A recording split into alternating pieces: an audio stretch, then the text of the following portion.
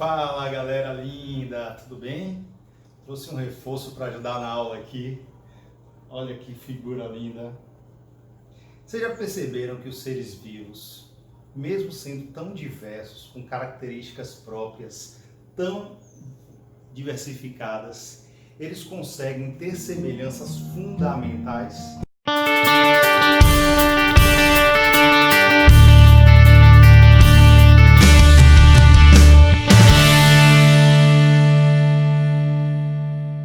Seja um ser vivo do reino animal, como nós, seja do reino vegetal, como as plantas, por exemplo, seja do reino monera, ou até mesmo do reino protista, sem esquecer do reino fungi.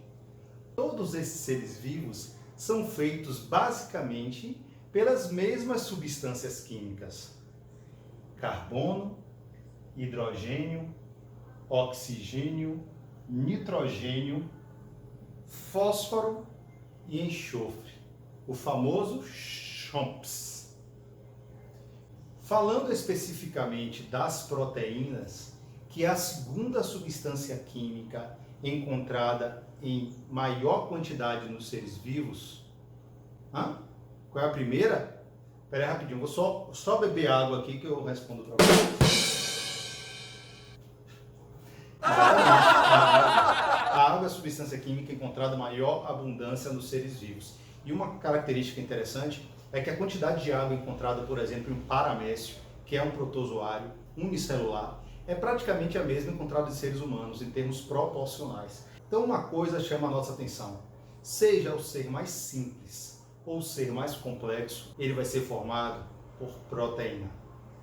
E é sobre elas que nós vamos falar hoje.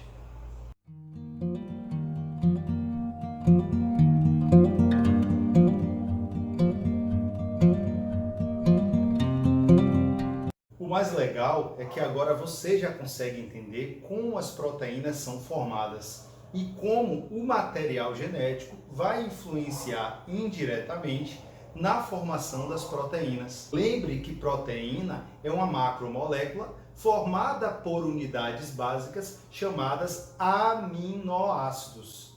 E uma coisa muito curiosa e muito interessante é que todas as proteínas que existem entre os seres vivos, para vocês terem noção, apenas dos seres humanos a gente está falando em torno de 50 mil proteínas diferentes. Mas todas elas, seja no ser humano, ou seja aquela que ajuda a formar o capsídeo viral, que é aquela cápsula que envolve o vírus, elas são formadas pelo mesmo conjunto de 20 aminoácidos. Então, do mesmo momento em que a vida ela se constrói como algo extremamente complexo, ela é formada por unidades básicas. Proteínas que são formadas e têm funções extremamente diferentes, são formadas por um conjunto de 20 aminoácidos. E esses 20 aminoácidos, a depender da quantidade e da sequência com que eles são inseridos para a formação da proteína, nós vamos ter proteínas com diferentes funções. Por exemplo, na espécie humana, a gente vai encontrar proteínas com funções de defesa. Claro, os anticorpos, por exemplo. Nós vamos ter proteínas ajudando a formar muitos hormônios. Nós vamos ter proteínas que são estruturantes e que ajudam, por exemplo, a formar os músculos, como a actina e miosina. Sem contar com todas aquelas proteínas que vocês conhecem, que são aquelas enzimas que atuam diretamente como catalisadoras dos processos bioquímicos dos seres vivos.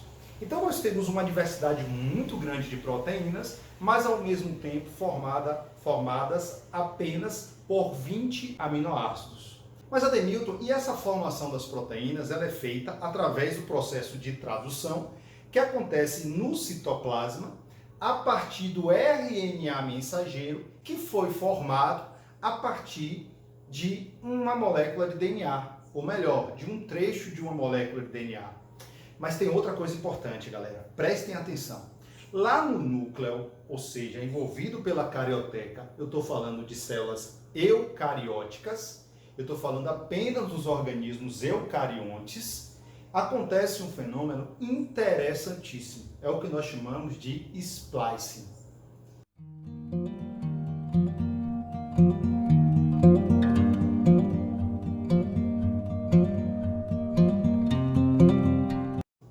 Olha só, mais de 95% do nosso DNA, da sequência de bases nitrogenadas do nosso DNA, não tem a capacidade de codificar RNA mensageiro. Peraí, você está dizendo para mim, Ade, que cerca de 95% ou mais que 95% do nosso DNA, ele não vai ser utilizado para formar proteínas? Exatamente, foi exatamente isso que eu falei. O que é que nós vamos ter? Nós vamos ter um pedaço do DNA, trechos do DNA, que serão chamados de quê? Introns. Esses trechos chamados de introns são trechos que não vão para o citoplasma. Que embora o DNA ele forme RNA mensageiro, a gente vai ter a formação primeiro do que nós chamamos de pré-RNA mensageiro. Então esse pré-RNA mensageiro envolve introns e exons. Na formação do RNA mensageiro, esses introns ou intrões, eles serão retirados. Lembrem, eles são introns, porque eles ficam dentro do núcleo, eles não saem do núcleo. Quem sai do núcleo? Apenas os exons. Então, na formação do RNA mensageiro, você vai ter a retirada dos introns. Então, o pré-RNA mensageiro, venha para cá um pouquinho para vocês verem melhor. Venham para cá. Aí, vou sair daqui. Pronto. Então, no RNA mensageiro, você tem um pré-RNA mensageiro. Esse pré-RNA mensageiro é formado por uma parte codificante, chamada exons, e uma parte não codificante, chamadas introns. Para você formar o RNA mensageiro, você vai retirar os introns. Esse processo que nós chamamos de splicing. Essa retirada dos introns.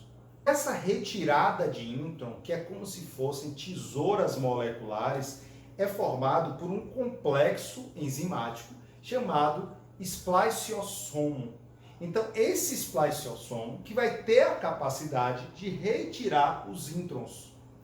Antigamente, esse trecho do DNA que não era codificante era conhecido como DNA lixo, trash DNA.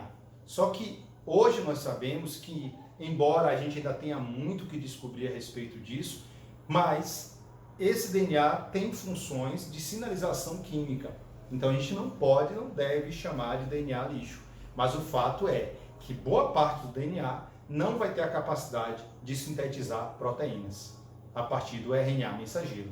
Beleza? Tá claro para você? Então esse processo é o que nós chamamos de splice. Agora tem uma coisa curiosa. Nós temos apenas 20 tipos de proteína. Mas se você for olhar a possibilidade ou as possibilidades de códons na sequência de RNA mensageiro, nós temos 64 possíveis códons para formar apenas 20 aminoácidos. Então, peraí, se você tem 64 códons apenas para 20 aminoácidos, significa dizer que o mesmo aminoácido pode ser formado por diferentes códons. Exatamente. É por isso que a gente diz que o DNA ele é degenerado, que o código genético ele é degenerado.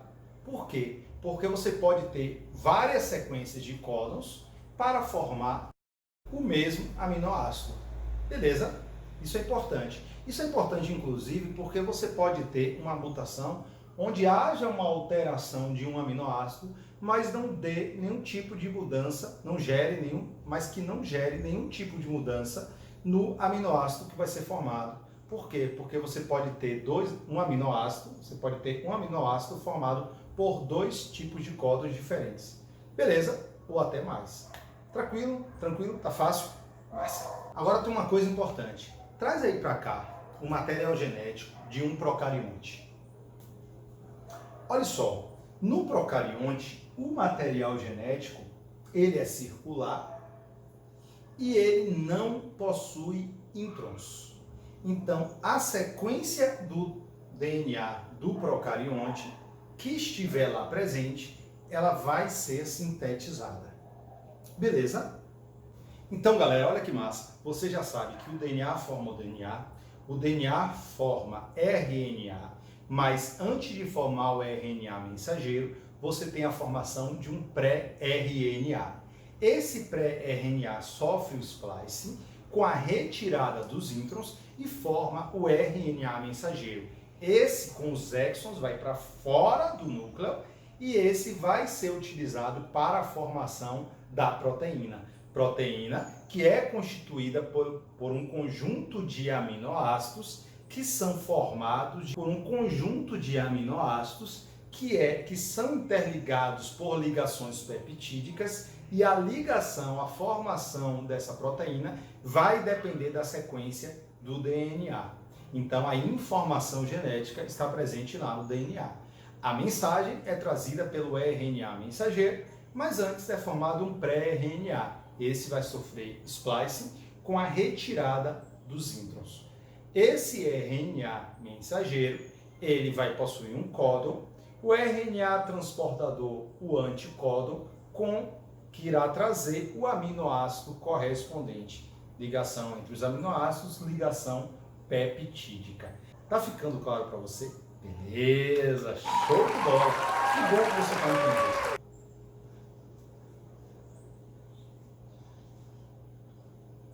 E aí, velho, entendeu tudo? Entendeu? Entendeu? Você sabe qual é o nome dele? O nome dele é Astro. Por quê? Porque é astronomia. É isso aí, galera. Então, toda essa diversidade da vida, todos esses seres vivos com características tão próprias, tão peculiares, isso é feito também determinado pela proteína, pelas proteínas que formam esses seres vivos. E essas proteínas, elas são formadas de acordo com o seu material genético. Então, as características próprias de cada ser vivo são determinadas pela sua sequência de material genético. Vai lá, vai. Valeu, um grande abraço, fiquem com Deus e até a próxima. Valeu, um grande abraço, fiquem com Deus. Valeu, galera, um grande abraço, fiquem com Deus e até